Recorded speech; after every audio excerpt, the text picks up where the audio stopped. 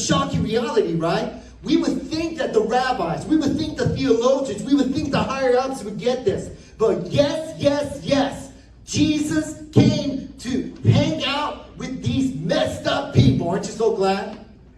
Jesus is unlike people in this world. Jesus doesn't avoid messed up people. Jesus runs to messed up people. Amen. Amen. Come on now.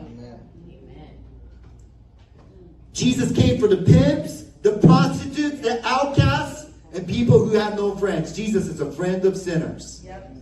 Jesus meets you where you are today. Yep. Let me say that again. Jesus meets you where you are in your situation. Do you believe that today? Yes. Amen. Thank you, Lord. Yep. Do you see this woman, this Samaritan woman, who sought every way satisfaction in relationship?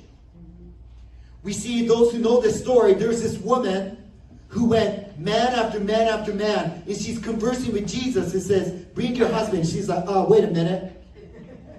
I don't have a husband. And you're exactly right. Because the man you're with, not your husband now. You had 5 husbands. Yeah.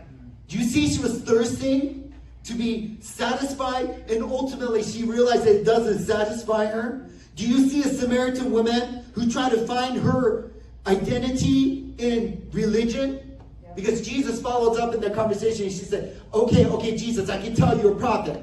Should we worship on this Mount Gerizim, or should we worship in Jerusalem? Do you see she had a little religion in her? Finding that it didn't satisfy her. Do you see a woman who sought her reputation and satisfaction? Finding yourself, on the other hand, in the middle of the day, a hot pitch day, in isolation, cast away from society, left empty. Can I just be real with you guys just for a second? Is that all right? You know, there is a sense that we look at the Samaritan woman, we watch it like we're watching a news, like from the couch, and we don't really relate to it. But you know what? The Samaritan woman's story is our story, isn't it? Every single one of us in this room, there is this thirst for life that every single one of us today, some way and somehow, every single one of us believe that something or someone that would want to believe that is true and real, that will fill us. And then, and I'll be real with you guys, like loneliness, it's a real thing, isn't it? Yes. It's a real thing. And sometimes as I do counseling and I talk to people in their present helplessness that leads to future hopelessness, in their pain and their hurt and emotional experience, sometimes they just want to be valued, to be known by somebody in some way. Every single one of us, it doesn't matter if you're an introvert or the callous of heart or even a man or whatever you want to call. Most callous of hard-hearted people want affection by a parent or a spouse or a friend or a child. Amen.